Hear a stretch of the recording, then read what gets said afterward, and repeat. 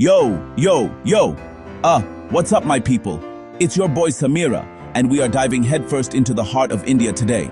Forget the fancy restaurants, forget the quiet dining rooms. We are going to where the real flavor lives, where the city breathes fire and spice, the streets. Can you feel that energy? The sizzle of hot oil, the clatter of steel plates, the roar of a million conversations. This isn't just food, my friends. This is a vibe, a culture, an absolute explosion of life. It's unapologetically loud, bold, and packed with more flavor than you can handle. You think you know Indian food? Think again. Strap in, get your taste buds ready for a roller coaster, and prepare to drool, because this is going to be wild. We're counting down the legends, the icons, the absolute kings of the curb. No time to waste, no moment to lose. The clock is ticking, the streets are calling, and the feast is about to begin. 5 iconic street eats. 5 minutes. Let's hit the streets. Let's go. Let's go. Let's go. Pani Puri, Golgappa, Fuchka. Mumbai, Delhi, Kolkata. First up, the undisputed king of crunch, the pocket-sized flavor bomb, Pani Puri, or Golgappa, or Fuchka, whatever you call it. It's pure magic. Look at this little guy, a delicate, hollow, crispy sphere, so light it could float away. But the real magic, the asli jadoo, happens when the vendor, a true artist, pokes a hole in the top with his thumb. It's a precise, practiced movement, a gateway to a world of flavor. He's a conductor, and this puri is his orchestra. He moves with lightning speed, one hand dipping, the other filling, a blur of delicious creation. He scoops in the filling, boiled potatoes, chickpeas, maybe some onions, all mashed up with secret spices. You can smell the roasted cumin, the tang of chaat masala. Then comes the moment of truth, the baptism. He dunks the whole thing into that glorious mystical water. One pot is tamarind sweet, the other is minty spicy, and he knows just the right blend for you. It's a dunk, a swirl, and it's in your hand before you can even blink. You don't wait, you don't hesitate. Pani Puri, a bite-sized explosion, crisp shell, spicy tamarind water, and a hit of heat. Pop fizz flavor. You have to eat it all in one go, that's the rule. The shell shatters in your mouth, releasing a tidal wave of sensations. The cold, spicy water floods your senses, followed by the warm, savory filling. It's a party in your mouth, man.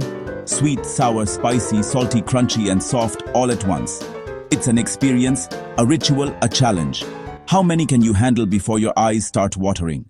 Alright, from that quick explosion, we move to something that will warm your soul. This, my friends, is Pav Bhaji, the champion of comfort food. It starts with a sound, the rhythmic taka taka tak of the masher on a giant hot tawa. That sound is the heartbeat of Mumbai streets. The vendor is a percussionist, and his instrument is a massive, sizzling canvas of vegetables. Boiled potatoes, tomatoes, peas, cauliflower, bell peppers. He's performing a dance, smashing and mixing. Then comes the magic dust, a secret blend of bhaji masala that turns this humble vegetable mash into a fiery, fragrant masterpiece. And butter. Oh my God, the butter. Not just a little bit, but a whole slab of Amul butter that melts and sizzles, coating every single particle of the bhaji in a rich golden sheen. The aroma is intoxicating, a smoky, spicy, buttery cloud that pulls you in from a block away. You can see the deep red color intensify as he works his magic. And what's a king without its queen?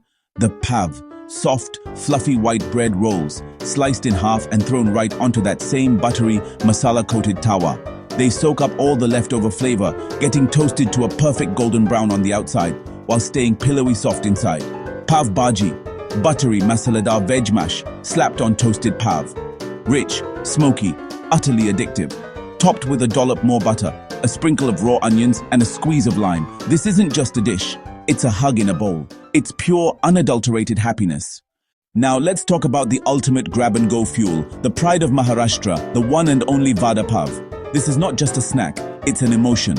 An entire culture packed into a bun.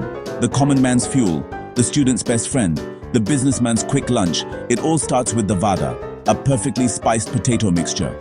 Potato mash being mixed with spices, mustard seeds, curry leaves, ginger, green chili, rolled into a ball, coated in gram flour batter and dipped, plunged into bubbling hot oil, frying, pale to golden brown. Vendor fishes it out. Oil drips, steam rises. But a vada is nothing without its pav. A cloud-like bread roll, sliced almost all the way through to make a pocket. Bread meets vada, a perfect marriage of textures. But wait, the chutneys. Fiery red garlic chutney, green cilantro mint chutney, sweet tamarind chutney.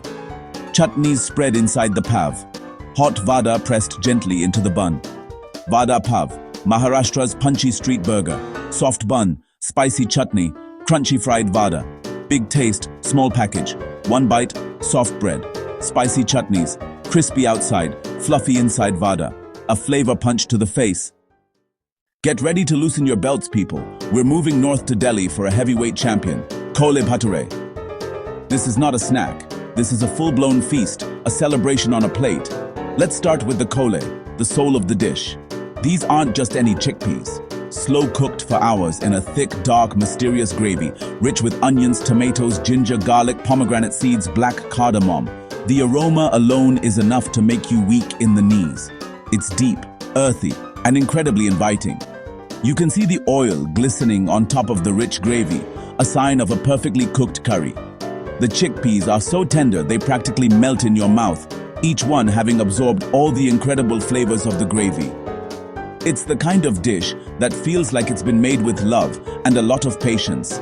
A recipe passed down through generations, perfected on the streets of Punjab, Delhi. But the chole is only half the story. The real spectacle is the bhatura. A dough made from refined flour and yogurt is rolled out and then dropped into a giant wok of screaming hot oil. And then, poof! It inflates like a giant golden balloon, a magnificent pillowy masterpiece of fried bread. It's crispy on the outside, yet soft and chewy on the inside. Chole bhature, creamy, tangy chickpeas paired with pillowy fried bread. Comfort food with attitude. Tearing off a piece of that hot, fluffy bhatura and scooping up the rich, spicy chole with a side of pickled onions, chutney on the side, it's a moment of pure, unadulterated bliss. After all that explosive flavor, we need something to wash it all down, to soothe the senses and warm the soul. And there is nothing, I repeat, nothing more quintessentially Indian than a cutting masala chai. This is more than a drink. It's a ritual, a punctuation mark in the day. A moment of pause in the chaos of the city. The chaiwala is the alchemist of the street corner. His laboratory is a simple stall, a gas stove, a well-used steel pot. It begins with water, brought to a rolling boil. Then, the magic ingredients are added. He pounds fresh ginger, he crushes green cardamom pods, cinnamon sticks, cloves, black peppercorns go in. The water turns into a bubbling aromatic potion. Tea leaves are added. The pot turns a deep amber as they swirl. The whole street corner fills with that spicy, sweet aroma. It's the official perfume of India. Milk is poured in, sugar is added. The chai is left to simmer and bubble up to the brim, then pulled back. The pour, boil, pull is repeated until the brew is creamy and perfect. Masala chai, steam, spice, sweetness, cardamom, ginger, and a sip that warms the soul. It's strained and poured from a great height into small glasses, into traditional clay kulhads. And that's a wrap. Phew, what a ride. From the crispy explosion of pani puri to the hearty embrace of chole bhature and that final soulful sip of masala chai, we've journeyed through the heart of India's flavor landscape, all in 300 seconds. This wasn't just about eating. It was about experiencing the energy, the passion, and the love that is poured into every single dish. Every vendor we met is an artist, a guardian of tradition, serving up happiness one plate at a time. This is the food that fuels a billion people, the taste of home, the flavor of celebration. My mouth is still tingling, my stomach is full, and my heart is happy. This is the power of street food. It connects us, it tells a story, and it reminds us that the best things in life are often the simplest, served up with a whole lot of noise and a massive smile. I hope you guys felt that energy right through your screens. I hope you could almost smell the spices and hear the sizzle. This is the real India, unapologetic, vibrant, and incredibly delicious. You have to come and experience this madness for yourself.